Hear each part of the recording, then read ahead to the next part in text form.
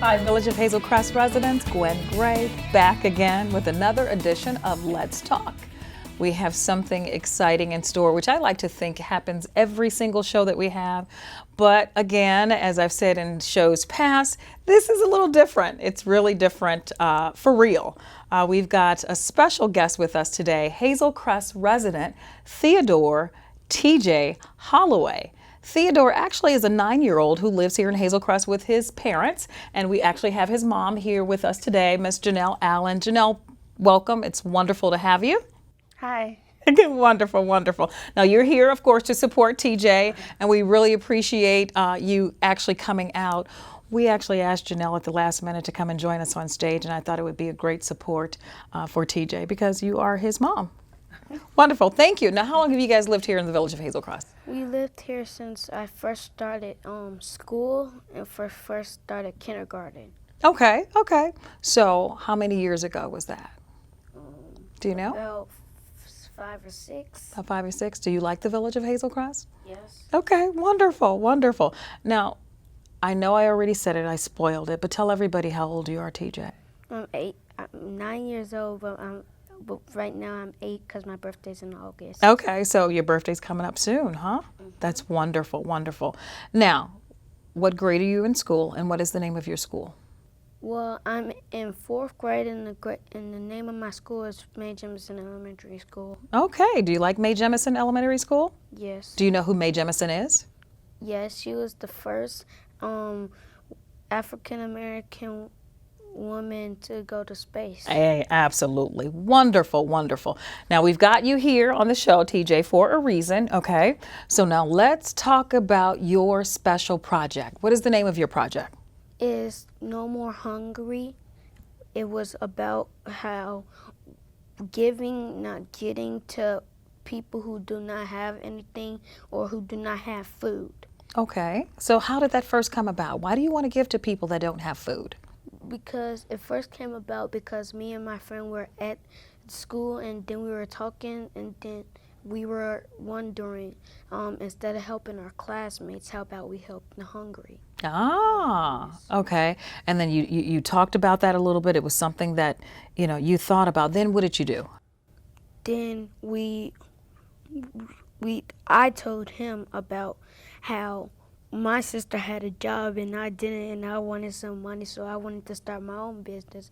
But I couldn't seem up how to get money from the business, so I just thought of something that I volunteer for, but I don't get nothing for, but somebody does get something for, and I didn't care about that, but I cared about that everybody will at least have something to eat for that day. Mm-hmm. Oh, wonderful. So it sounds like because your sister was making a little bit money, you thought, well, maybe I should make a little bit money, but then it went a little further. You thought maybe I'll give instead of getting. Is that right? Yes. Wonderful, wonderful. So, Mom, he obviously had a brainstorm.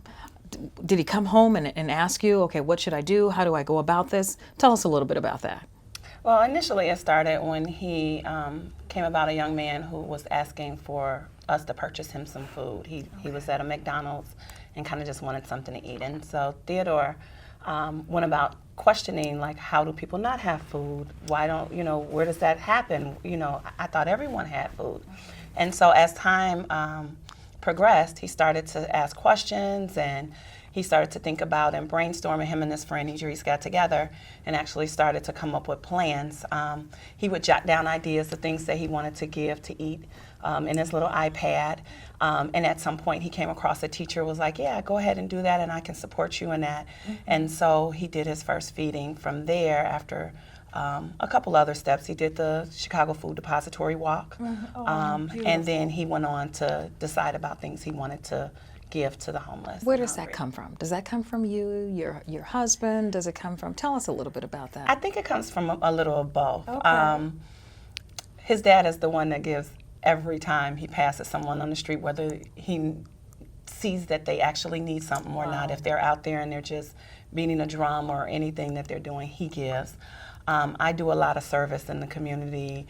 as well as through my sorority. And so I think a lot of it comes from a little of both of us. Oh, awesome. Give a shout out to your sorority. Sigma Gamma Rho Sorority Incorporated. Wonderful, wonderful. I think that's awesome. We pass that on to our kids, sometimes unknowingly. Yes. But of course, what they see in the home, chances are, they turn out like that. But you still have to have that passion. So I commend you for encouraging him in that regard. Now let's talk about, TJ, that very first feeding that you had. I understand that was last September, right? Tell us a little bit about that. Well, that was like where I had donations from friends, families, and teachers, and then I didn't use the money on myself, but I used it on them. So by the teachers, I at least had, all my friends and families, I had got money. I didn't get money before, but I got items. And then from the teachers, I at least got $60 from them. Oh, beautiful. So you got $60 from the teacher. You got physical donations, item donations from your friends and family. Yes. Now, I understand that there was a grant that you also received, right? When in Disney World. Tell me about that. So that was when one of my mom's friends or something, and she said to my mom that they were having this thing, and then we went over there, and I guess after we watched some Star Wars little thing, so then after that we went over to the grant thing, and then like a couple months later or a year later, I figured out that I won the grant. Oh, beautiful. So, Mom, when you guys were in Disney World, you were in Disney World for a totally different event, and you got wind of a grant that was being offered. Actually, it was my mother that called. And Okay. was like, I know you're at Disney, but there's a service grant that I found information about that you can qualify for possibly. Wonderful. And so me and him sat down, he did his budget, and we sent it off, and a couple months later, they advised him that he had received the $500 Disney Summer Service Oh, grant. that is absolutely awesome. So when you filled out everything, was there certain criteria? You mentioned a budget, so they needed to know what was going to be done with the funds or what? Yes, he had to identify the things that he needed to help his project go. So he identified the things that he needed. And he also included that he would be asking others for donations for food items, and as well as he wanted to include other kids in his program in order to teach other children about the importance of working in the community and giving back. Absolutely. So those are the items that he included in his grant. Oh, that is awesome. Absolutely awesome. So you already knew at that time, when your mom heard about the grant, that you wanted to help the homeless. That all came from your brainchild of, I want to give back. I want to give instead of get, right? Yes. I think that is absolutely I amazing. first thought of it for like that Christmas, and then I was wondering and then I also asked questions about that, and I asked Mom, what is Christmas about? And she said, I'm not your walking dictionary. Look it up on Google. Okay. Okay, all right. So I looked it up, and it says forgiving, not getting. It was the birthday of Jesus. So I said, how about I turn Christmas to every day? Oh, for somebody else. That's beautiful. And we know that Mom just meant, she was encouraging you to look up things on your own, right? Because sometimes we got to get to the point where we're self-sufficient, and she encouraged you to learn a little bit more. She got it from my grandma, and my grandma always says, I'm not your walking dictionary. And then I just say, Nana, hey, what's this word mean? And she said, look it up in the dictionary. Yeah, but that's a smart thing to do. My mom told me that too. And I told my daughter, look it up. Yeah, because you learn a lot. And then hopefully with your researching it, whether it's on the internet or in a book, you find out a little bit more than what you were looking for. So I'm sure that's exactly what Mom meant. Okay. Okay, so we know that for your first feeding, you got the grant. You actually had a second feeding after then, right? Yes. Okay. So how did you get the funds or the money for that second feeding? Well, I got the second feeding from, I guess my mom worked for my school PTO, so she gave the grant money to them. So then after that, we went to on the same day or the day before that of my feeding, we went to Sam's Club, and then we also went to Walmart, and I guess they broke it down into credit cards and then a check. Okay. So, Mom, you worked with the PTO for the second feeding. The May Jemison PTO is a sponsoring agency. Wonderful. For the not-for-profit part. And so he utilized the funds for the second feeding from his Disney summer service. Gotcha. Okay. Wonderful. And so we purchased the items that he needed for the second feeding. He did 100 bags this last time with a few of the children from Mae Jemison, Wow. one from Prairie Hills Junior High, and they did 100 feedings at Pacific Garden Mission as well as under the expressways and That's along the way. awesome.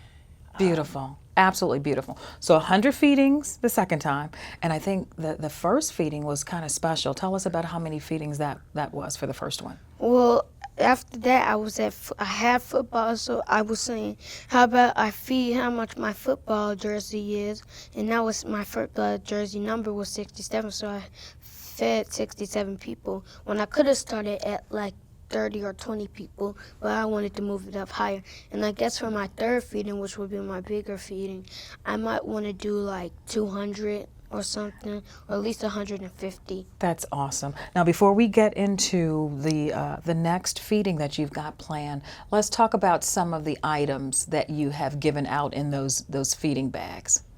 Well, there was cookies, there was sandwiches, there was mustard, mayo, and ketchup. So then there was also chips, juice, water.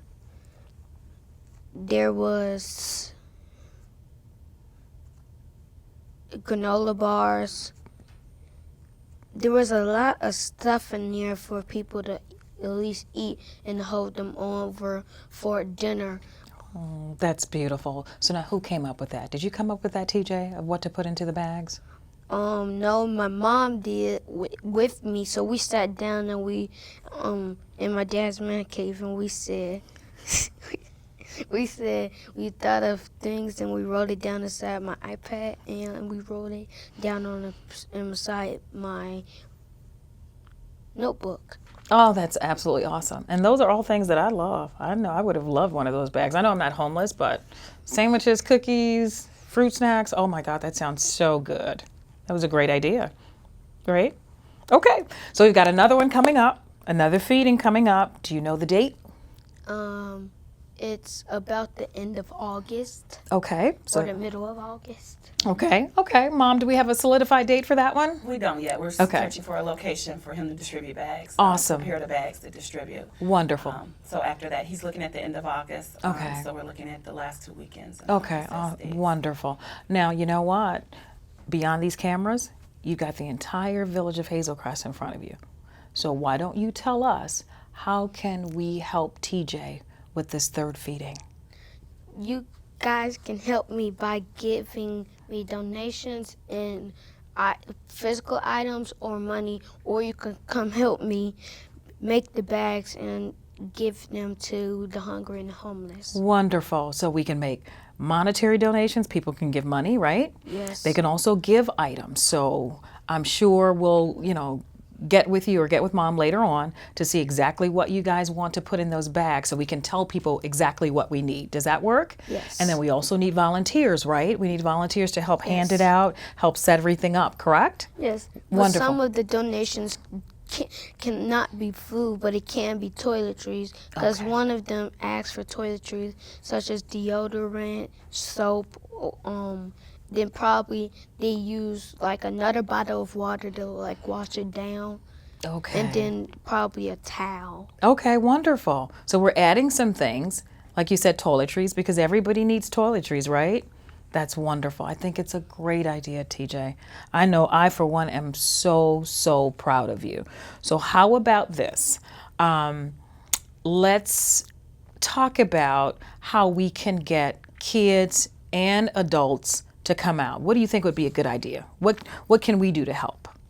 Well, the kids can help because the kids, mostly like the younger generation, I'm like the middle generation, but I need the younger generation to know that everybody does not have food, and I want them to come out and let everybody know so they could see how would they feel, how they feel, and I want to know like how they feel when they give something to somebody. Wonderful. And then the adults, I know they gave something to somebody before, so but I want the adults to come out too to just see, like to watch, they'll see how their generation, the different side of their generation is, and probably they can help them become the side that they are in their generation. And some of them, they are successful, so we want the hungry and homeless to be successful too, and not have to live in the homeless shelters no more. Oh, that's beautiful. So wise for your 9 years. So one last question for you. You mentioned how you want the children to know how it feels to help someone, specifically in this case, the homeless. How does that make you feel when you help them? When I help them, it makes me feel happy, and it makes them feel happy. And every single day, I guess they pray to be successful in life. So it feels good for me to at least get them 1% or like 5% up to being successful.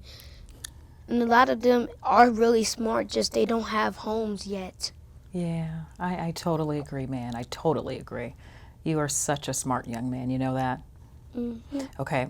Well, you know what? I'd like to have you back just before your third feeding. Can we get you to come back so we can talk about specifics about, where it's going to be, how we will help, who to contact, and all of that. Is that okay? Yes. All right. Well, I'm sure you have to get it clear with Mom and Dad first, but I would love to have you back. Okay?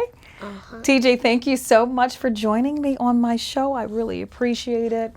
You are truly an inspiration to me, an old lady like me. I thank you. Thank you, Janelle, for joining us. I know it was last minute, but thank you for being so flexible and so open to that. There you have it, the Village of Hazel, Crest, another edition of Let's Talk. We'll be back with TJ and hopefully his mom, maybe his dad, maybe his sister, not sure, but right before that last feeding, which takes place at the end of next month, once all of the logistics are worked out, we'll be sure to bring him back so you can know how we can help this very astute young man continue his goals. Thank you so much. We'll see you next time. Good job. Oh my